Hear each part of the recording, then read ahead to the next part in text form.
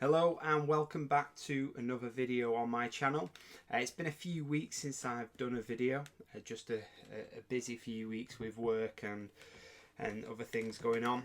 So glad to get back and do another video today. And today's video, as you can see from the title, is going to be my top 5 nutrition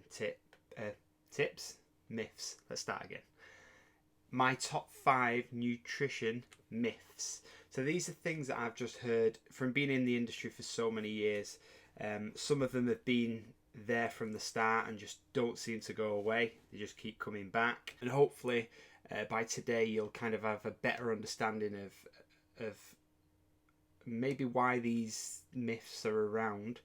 And also that they are myths, and it might help you in your goal in achieving what you want to achieve. So let's get straight into it. So myth number 1, eating after 6 p.m. will make you fat. And it doesn't just have to be 6 p.m.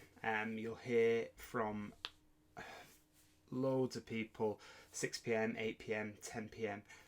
The main thing to understand is it's to do with total calorie intake.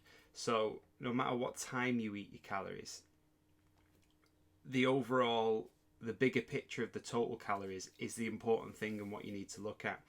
So let's say our maintenance level, so the amount of calories you need to maintain your current weight, let's say that is 2,000 calories, to use an example.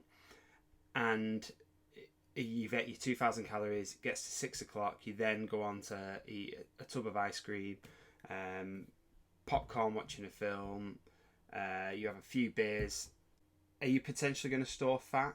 Yes. Is it because you did it after 6 p.m? No. Is it because you consumed over your daily allowance? 100%. So do not worry about the timings of your food. Worry about the total calorie intake. Okay, number 2. This one just does not seem to go away. Carbs are bad for you. You'll just see them. Carbs just seem to be the devil. Now, carbohydrate is the body's preferred energy source.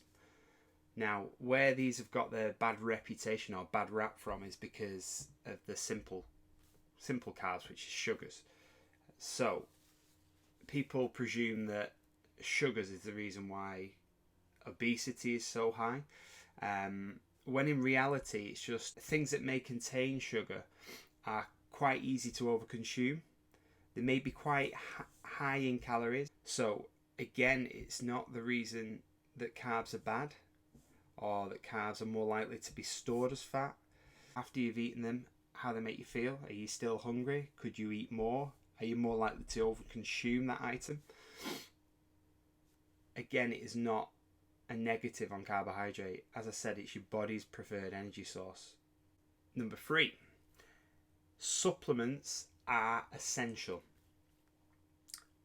Supplements such as whether it be whey protein, whether it be BCAAs, so branched chain amino acids, that seems to be the popular one at the minute.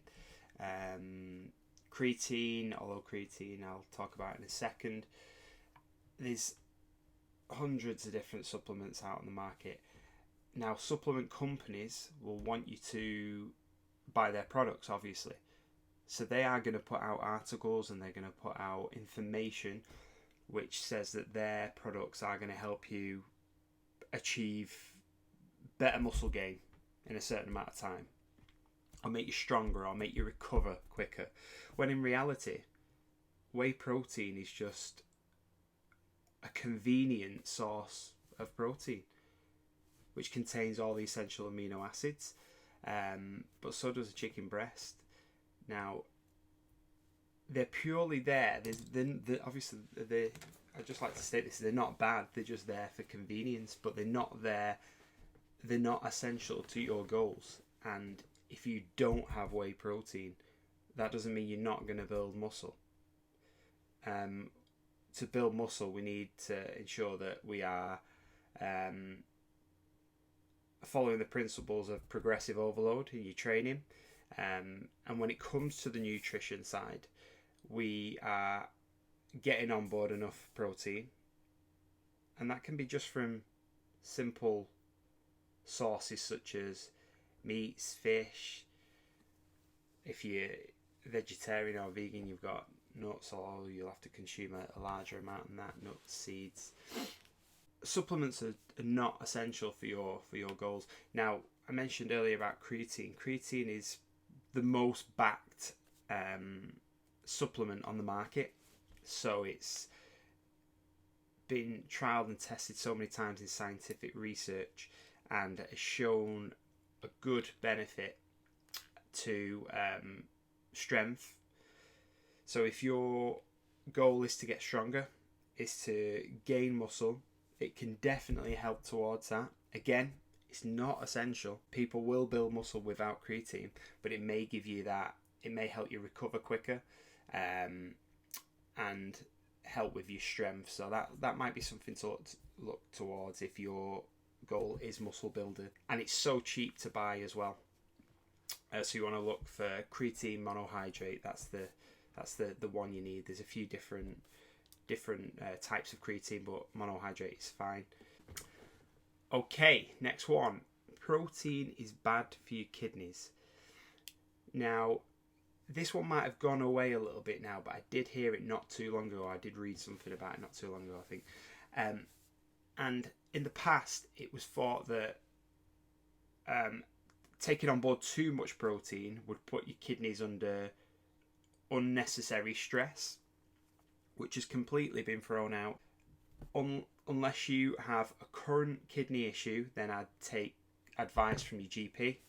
As I say, I work in the fitness industry. I'm not a GP, so take some advice from your GP if you do have an existing kidney issue. But if you are a healthy individual, you are not going to get any negative side effects to consuming protein, so don't worry about that. And that takes us up to the final one. The final one will kind of cross in with an earlier point, but avoid eating bread. There seems to be a movement of people trying to avoid bread. There was a movement of cutting out gluten in our diets because it's bad for our digestion. Gluten being a protein which is found in breads and wheats. And unless you're celiac, then yeah, you might want to avoid bread. But if you're not, again, there's nothing wrong with bread. It's a carbohydrate. For some people, it's easily overconsumed.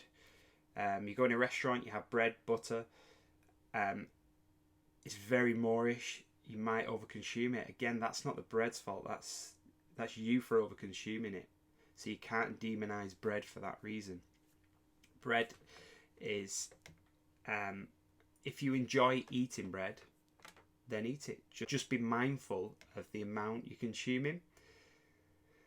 And as I say, if you are celiac, then you are going to avoid it. But bread is not the reason there's obesity. Carbs are not the reason there's obesity. Eating after a certain time is not the reason there's obesity. But these things just seem to be the go-to idea to put an answer on it, when really the answer is over consuming calories. And that's what most people need to look at. Look at the total calories consumed and stop worrying about these little points. And if you want a piece of bread, have a piece of bread. If you want to have a snack after 6 p.m, you're not going to gain weight. Again, if total calories are controlled. So I hope you found this video interesting, insightful. I did a similar post to this on my website where I just put a few articles on there. So I'll put a link to that in the description. If you did enjoy it, please like, share, and subscribe to the channel. And I'll see you again in the next one.